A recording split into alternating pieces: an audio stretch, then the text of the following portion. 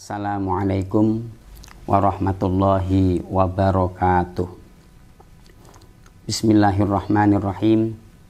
Alhamdulillahirabbil alamin. Wa bihi nasta'in ala umurid dunya waddin. Wassalatu wassalamu ala asyrafil anbiya'i wal mursalin sayyidina wa maulana Muhammadin sallallahu alaihi wasallam wa ala alihi wa sahbihi ajma'in.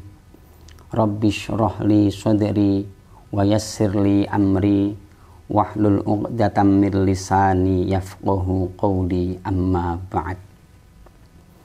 Sahabat-sahabat yang senantiasa dirahmati Allah, seperti yang kita ketahui bahwa saat ini kita sudah masuk di salah satu bulan yang dimuliakan Allah, yakni Dzulhijjah, dan kita masuk pada 10 hari pertama, 10 hari yang sangat dicintai oleh Allah. Kemudian banyak sekali amaliyah yang dianjurkan oleh para ulama dan juga sudah disabdakan oleh Rasulullah SAW.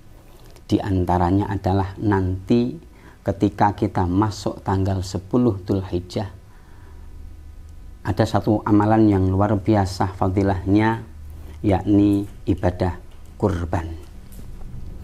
Pada kesempatan yang baik ini, kami akan mencoba menyampaikan kajian singkat terkait dengan ibadah kurban, ataupun sering kita kenal dalam bahasa kitabnya adalah Al-Udhiyah. Kami mengkaji apa yang ada dalam kitab At-Tadhib fi Adillati Matan Ghoyah wa Takrib karya Dr. Mustafa Tibul Bagho. Di sini kami akan menyampaikan poin-poin penting tentang ibadah kurban. Langsung saja, bismillahirrahmanirrahim. Faslun wal udhiyatu sunnatun muakkadatun. Yang pertama, tentang makna udhiyah sendiri. Dalam syarah yang ditulis oleh pengarang kitab ini, wal udhiyah wahiyya ma yudbahu minal ibili awil baqori awil ma'zi awil ghanami yaumal idi taqarruban ilallahi azza wa jalla. Hewan yang dibelih. Hewan di sini dari jenis unta, sapi, domba atau kambing pada hari Id, pada hari raya, yaitu hari raya Idul Adha. Untuk apa? Dalam rangka taqarruban ilallahi azza wa jalla, sebagai bentuk pendekatan diri kita sebagai seorang hamba kepada Sang Khalik Allah Subhanahu wa ta'ala. Hewan ataupun ibadah kurban itu hukumnya adalah sunnah muakkadah, sunnah yang sangat dianjurkan oleh Rasulullah. Ada yang mengatakan sunnah ain untuk pribadi dan sunnah kifayah untuk keluarga. Banyak ayat ataupun hadis yang menerangkan tentang kaitan hukum ini. Yang pertama adalah wadalla ala dzalika ayatun minha qauluhu ta'ala fasholli li rabbika wanhar. Di sini ditafsirkan ay sholli al-aida, salatlah kamu untuk salat Id, wadbah al-udhiyah, dan belihlah hewan kurban. Wa thabata fi dzalika ahaditsu minha. Selain ayat yang tadi kita baca, ada beberapa hadis yang menjelaskan terkait hukum ini. Di antaranya adalah ma rawahu al-Bukhari wa Muslim an Anasin radhiyallahu anhu qala. Hadis yang diriwayatkan oleh sahabat Anas bahwa beliau bersabda, Duhan Nabiyyu sallallahu alaihi wasallama bikab syaini amlahaini akronaini dzabahahuma biyadihi wasamma wa kabbara wa wad'a rijlahu ala shifahihima. Yang artinya bahwa Nabi Muhammad Shallallahu Alaihi Wasallam menyembelih 2 kambing kibas yang putih-putih serta keduanya bertanduk.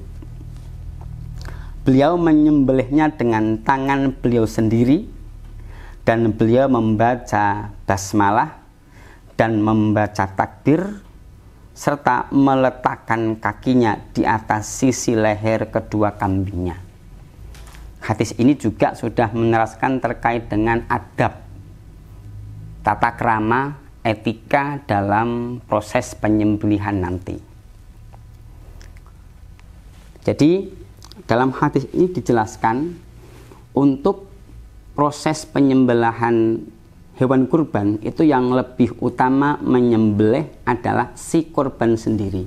Artinya ketika saya yang kurban, maka sayalah yang lebih utama untuk menyembelih.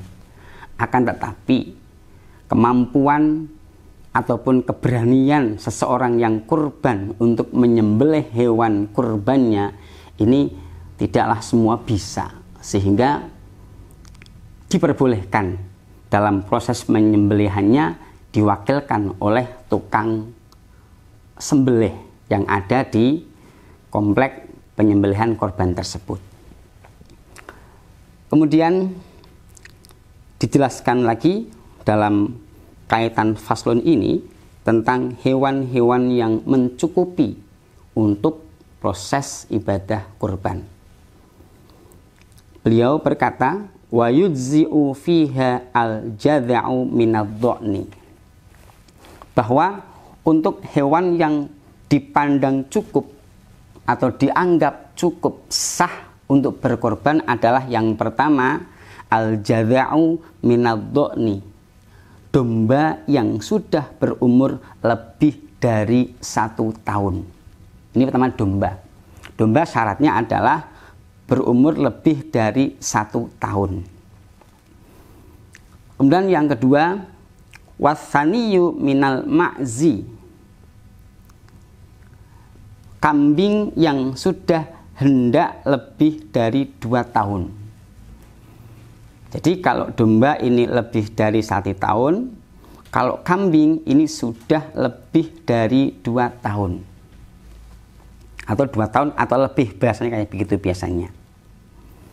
Kalau di sini keterangan dari apa yang ditulis oleh mufasir ataupun penyarah, al-jadha'u hiya ma atammat sanatan wa ta'anat fi thaniyah awillati saqata maqdama asnaniha wa dha'nu al-ghanamu.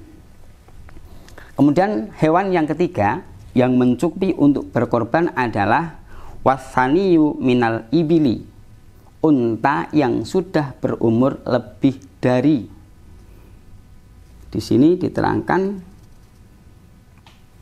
lebih dari afani ay minal ma'zi wal baqori ma ta'ana fi tsalitsah wa minal ibili ma ta'ana fi sadisah, lebih dari 5 tahun.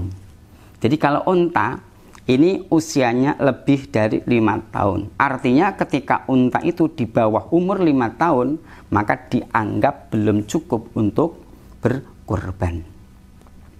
Wasaniyu minal baqori, pun dengan sapi. Kalau sapi di sini adalah sapi sudah berumur dari lebih 2 tahun. Jadi disinterangkan tadi wasani minal ma'zi wal baqori ma ta'ana fi tsalitsah, 2 tahun lebih, wa minal ibili ma ta'ana fi sadisah. Wajazat al-udhiyatu biha bil ijma'. Artinya kesepakatan ulama ini sudah mengerucut pada pembahasan yang tadi kami sampaikan. Ini kaitan hewan-hewan. Kemudian terkait dengan jumlah, seperti yang kita ketahui bahwa di kalangan kita ada 2 versi untuk jenis hewannya, ada yang pakai domba atau kambing, ada yang pakai sapi. Kalau unta karena memang di sini tidak ada unta. Wa tujzi'u al-badanatu an sab'atin, bahwa untuk satu ekor unta cukup untuk berkorban 7 orang. Wal baqaratu an sab'atin, pun begitu dengan sapi. Artinya sapi dengan unta, satu hewan itu bisa untuk berkorban atas nama 7 orang. Ini yang saat ini lagi marak.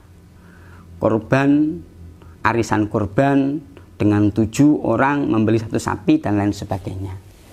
Ini dasarnya seperti itu. Wasyatu an wahidin, sementara untuk kambing atau domba hanya cukup untuk 1 orang. Itu terkait dengan hewannya. Kemudian wa arba'un la tujzi'u fid duhaya, ada 4 binatang yang dianggap tidak cukup untuk berkorban. Maka ini hati-hati, mumpung masih ada waktu untuk pelaksanaan korban. Mungkin ada yang menyembelih hari Rabu bagi mereka yang berhari raya Rabu, ataupun Kamis masih ada 2 hari, Senin Selasa ataupun Senin Selasa Rabu, untuk mengecek kembali hewan yang sudah dibeli. Di sini diterangkan bahwa ada 4 binatang yang tidak mencukupi atau belum mencukupi untuk ibadah korban. Apa saja? Yang pertama adalah al-aura'ul bayyinu awaruha, binatang yang rusak penglihatan matanya sebelah, yang nampak jelas rusaknya. Artinya mungkin matanya kero atau buta sebelah. Ini tidak bisa mencukupi untuk hewan kurban, sehingga seperti yang kita lihat jelas harganya pasti akan berbeda. Maka dicek matanya terlebih dahulu, matanya sempurna apa tidak, sehat apa tidak, sebelum kita gunakan untuk proses ibadah kurban. Yang kedua adalah wal arja'ul bayyinu arojuha, binatang yang pincang kakinya, yang nampak jelas pincangnya. Kakinya dilihat bagaimana, pincang apa tidak. Ketika ada salah satu yang pincang, maka untuk binatang ini tidak cukup untuk ibadah kurban.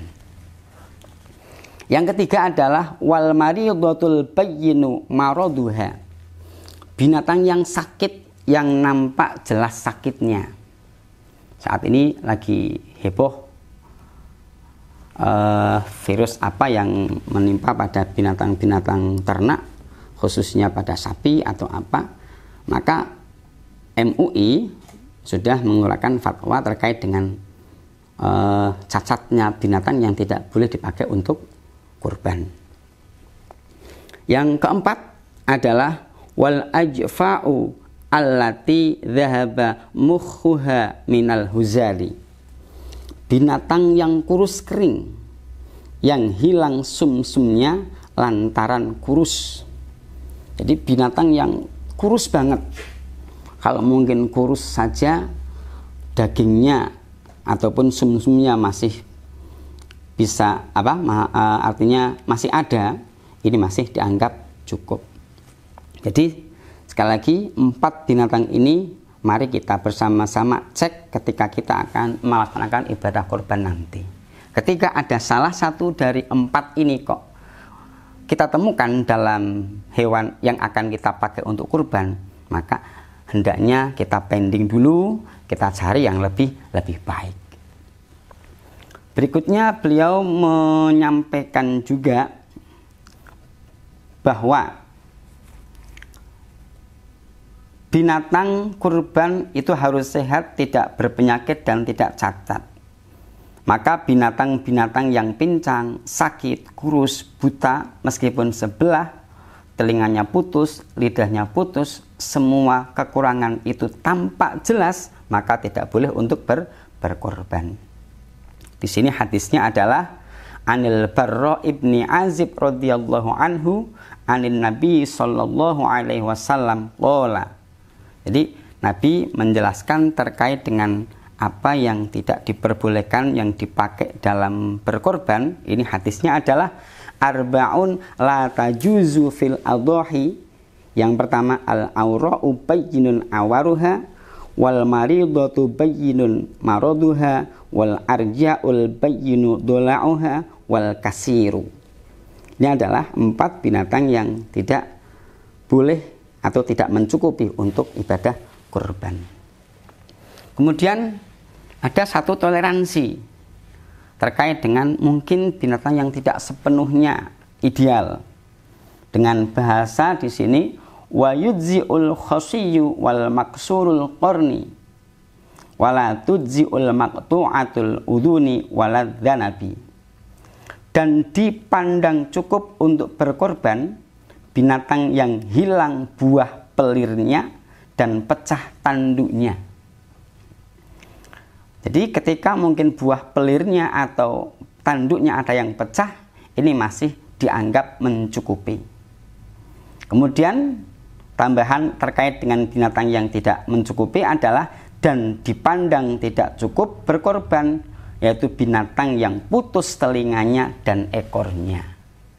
Karena kita tahu ekor sapi, sop ekor itu kan agak mahal ya. Makanya ketika ekornya sudah hilang, mungkin karena kepengin sop kemudian arep dibelah iki, ekornya dibelah terlebih dahulu, dipotong terlebih dahulu, maka hewan tersebut tidak boleh dipakai untuk korban. Kemudian berikutnya adalah terkait dengan waktu penyembelihan. Wa waktu dzabhi min waqti sholatil idi. Jadi untuk waktu penyembelihan binatang kurban itu dimulai sejak waktu sholat id ila ghurubi syamsi min akhiri ayyamit tasyriki, sampai terbenamnya matahari akhir hari tasyrik. Hadisnya mana? Hadisnya adalah, ataupun penjelasannya adalah, maksud dari miwakti sholatil id adalah min dukhuli wakti sholatil idi, dimulai dari masuknya waktu sholat id. Kapan? Wahwa tulu isyamsi, yaitu ketika terbitnya matahari. Wa madho waktu yasa'us sholatu wal waktu yasa'us sholata wal khutbataini. Jadi lewat waktu yang untuk mencukupi untuk sholat dan 2 khutbah. Artinya waktu ketika untuk sholat id dan sholat idul adha itu sudah selesai, maka pada waktu itu pun sudah mulai bisa untuk melaksanakan penyembelihan hewan kurban. Wal afdalu, ini yang lebih utama, fi'luha ba'dal faraghi minas sholati wasima'il khutbataini. Waktu yang paling utama adalah setelah selesainya sholat idul adha dan selesainya mendengarkan 2 khutbah. Hadisnya adalah apa yang telah diriwayatkan oleh Imam Bukhari wa Muslim. Rawa al-Bukhari wa Muslimun anil Barra ibni Azibin radhiyallahu anhu qala qala Rasulullah sallallahu alaihi wasallam inna awwala ma nabda'u bihi fi yaumina hadza nusolli thumma narji'u fananharu. Jadi sholat, pulang, baru menyembelih. Man fa'ala dzalika faqad asoba sunnatana. Barang siapa melaksanakan apa yang dituturkan oleh Rasulullah, nusolli, kemudian narji'u nanhar, maka dia telah memenuhi atau telah memperoleh kesunahan dari ibadah kurban. Wa man dzabaha qablu fa innama huwa lahmun qaddamahu li ahlihi laisa minan nusuki fi syai'in. Jadi ketika mbelehnya sak durunge sembahyang id, dagar-dagar ngoban id biar langsung bisa nyate, maka daging yang dibeleh itu belum bisa dinamakan ibadah kurban. Maksud yaumina hadza dalam hadis ini dijelaskan adalah yaumil ashiri min dzulhijjah, hari tanggal 10 bulan Dzulhijjah, wa huwa yaumun nahri wa yaumal adha, yaitu hari penyembelihan ataupun Idul Adha. Kemudian kita beralih pada kesunahan pada proses penyembelihan ini yang mungkin penting bagi para tukang begal ataupun sahabat-sahabat yang kebetulan menjadi al-guju pada penyembelihan korban nanti. Sekalipun sudah berulang kali, akan tapi terkadang kita lupa terkait dengan etika ataupun adabnya. Dalam kitab ini dijelaskan bahwa wa yustahabbu 'inda dzabhi khamsyatu asya. Dalam proses penyembelihan hewan kurban ada 5 hal yang disunahkan. Yang pertama adalah at-tasmiyatu, membaca bismillah. Jadi membaca bismillah hukumnya sunnah. Artinya ketika kok lupa yang menyembelih membaca bismillah, tetap sah untuk penyembelihan ataupun ibadah kurbannya, akan tapi tidak mendapatkan kesunahan. Yang kedua adalah wassolatu, membaca sholawat, bukan sholat tapi wassolatu, membaca sholawat. Berikutnya wassalatu ala nabi sallallahu alaihi wasallam. Maaf, tadi ternyata dibuka ada terusannya. Wassalatu ala nabi sallallahu alaihi wasallam. Untuk keterangan dari membaca basmalah adalah fakulu mimma dzukirasmullahu alaihi. Wa fi haditsi Anasin radhiyallahu anhu wasamma wa kabbara. Kemudian sunnah yang ketiga adalah wastiqbalul qiblati, menghadap kiblat. Baik orang yang akan menyembelih ataupun binatang yang akan disembelih. Ini semua kita hadapkan ke arah kiblat. Lah ketika kok angel madhep kiblat, jenenge bi sunnah. Wat takbiru, dan membaca takbir.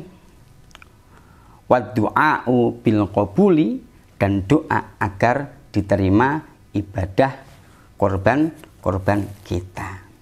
Nah, terkait dengan doa-doa yang diajarkan oleh Rasulullah, biasanya lebih singkatnya adalah yang pertama, ini kita disunahkan dalam rangka agar korban kita diterima adalah bismillahi Allahumma taqabbal min ummati min Muhammadin wa ali Muhammadin wa min ummati Muhammadin. Jadi bismillah Allahumma taqabbal min Muhammadin wa ali Muhammadin wa min ummati Muhammadin. Ini hadis yang diriwayatkan oleh Ahmad dan Muslim. Kemudian dari penjelasannya adalah menyembelih kurban 2 ekor domba. Ini Nabi Muhammad ketika menyembelih 2 ekor domba, ini beliau membaca basmalah, kemudian takbir, dan menginjakkan kaki Rasulullah pada leher domba. Ini untuk etikanya, caranya seperti itu. Ada beberapa literasi terkait dengan adab. Yang pertama adalah tadi sudah secara umum kaitan dengan bacaan basmalah, membaca sholawat, kemudian menghadap kiblat, kemudian takbir, Allahu Akbar, Allahu Akbar, Allahu Akbar. Seperti yang kita lihat ketika penyembelihan, itu kan memang ada dasarnya. Kemudian wadu'a bil qabul. Nah, ada penjelasan lagi dalam syarahnya. Wa amma sholatu ala nabi sallallahu alaihi wasallam fali annahu mahalu syar'in fihi dzikrullahi ta'ala fayushra'u fihi dzikru nabiyhi sallallahu alaihi wasallama bis sholati alaihi kal adani. Jadi karena bahwa kurban itu adalah ibadah yang mana disyariatkan oleh Allah, kemudian di sini ada penyebutan Allah, maka dalam ibadah itu pula penyebutan Nabi dengan sholawat kepadanya juga sangat dianjurkan sebagaimana adzan. Kaitan dengan mengapa kok menghadap kiblat, alasannya wa ammastiqbalul qiblati fali annaha asyraful jihati. Karena kiblat itu adalah arah yang paling utama. Fahiya aula ayyutawajjaha ilaiha fil qurbati. Sehingga kiblatlah menjadi arah yang paling utama dalam segala ibadah untuk mendekatkan diri kepada Allah. Kemudian kaitan dengan tadi untuk doa tadi sudah kami sebutkan. Kemudian untuk yang kaitan etika yang lain, seperti yang tadi saya sampaikan, ada beberapa literasi ataupun catatan dari ahli ataupun para praktisi. Contohnya yang pertama adalah pisau yang akan kita pakai harus tajam. Kemudian ketika kita mengasah pisau, ini disunahkan tidak di depan hewan yang akan kita beleh. Artinya kita masih sering melihat ketika orang beleh, kemudian nyekel bendo, nyekel gerinda, sak, itu secara psikologi binatang mereka pasti akan takut. Makanya sampai detail seperti itu, ketika proses ngasah pisau atau ngasah bendo yang akan dipakai untuk menyembelih pun sampai semacam ini. Artinya dipersiapkan, syukur sih punya, andaikan kambingnya 3 ya minimal kita 3 untuk pisau yang udah ready kayak begitu. Kemudian yang terakhir kaitan dengan setelah selesainya proses penyembelihan dengan tadi berbagai macam etika, dijelaskan yang terakhir adalah wala ya'kulu al-mudhahi syai'an minal udhiyatil mangdurah. Orang yang berkorban sementara korbannya adalah korban yang dinadari atau korban nadar, maka tidak boleh memakan atau tidak boleh makan sedikit pun dari daging binatang yang dibeleh. Kemudian selanjutnya bahwa ada penjelasan wala ya'kulu al-mudhahi syai'an minal udhiyati al-mangdurati. Orang yang berkorban ini tidak boleh makan sedikit pun dari binatang korban ketika korbannya adalah korban nadar. Contoh, nek aku lo mari larane maka aku arep korban. Maka korban yang seperti ini tidak boleh kita mengambil sedikit pun daging yang kita beleh untuk korban. Kemudian wa ya'kulu minal udhiyati al mutatawwi'i biha. Sementara ketika korban itu adalah korban sunnah, maka kita boleh makan, bahkan ada yang mengatakan sunnah untuk tabarrukan, untuk ngalap berkah dari binatang yang kita jadikan untuk korban. Nah, memang kaitan dengan nadar ini sangat sulit sekali kita hindari kaitan dengan apa yang ada di masyarakat saat ini. Ada yang mengatakan bahwa ketika kita punya uang, saya mau ke pasar arep tuku hewan kurban, nah semacam itu pun ada yang mengatakan bahwa itu adalah masuk kepada ranah nadar. Maka karena mungkin cerdasnya orang sekarang, semoga sih ini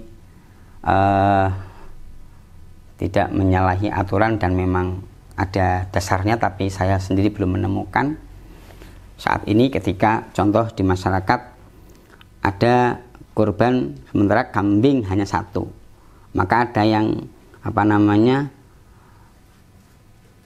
mensiasati bahwa setelah disembelih kambingnya ditukar dengan musola sebelah, sehingga orang yang kurban ini boleh mengambil dagingnya. Pun sapi, ketika sapi ada dua, ini biasanya panitia sudah mensiasati bahwa yang ngopeni sapi A adalah orang ini, miliknya orang ini, sapi B adalah yang korban ini, nanti ditukar. Sehingga daging yang dimakan itu adalah bukan daging sapi yang dinadari. Seperti itu. Wallahu a'lam. Kemudian wala yabi'u minal udhiyati, bahwa kita ini tidak boleh menjual apapun dari binatang yang kita jadikan untuk kurban. Apapun, baik kulitnya ataupun apapun, semuanya tidak boleh kita jual. Yang terakhir adalah wayut'imul fuqara'a wal masakina. Setelah selesai proses penyembelihan, tetel dan lain sebagainya, kita bagikan untuk para fuqara dan masakin. Begitu terkait dengan risalah ataupun sedikit kajian tentang kurban. Mudah-mudahan apa yang saya sampaikan ini, kalau memang ini adalah sesuatu yang benar, semata-mata karena Allah lah yang memberikan saya penjelasan ini, akan tetapi ketika ada satu kesalahan, mohon untuk dibetulkan, dan ini semata-mata karena kebodohan saya. Mudah-mudahan bermanfaat.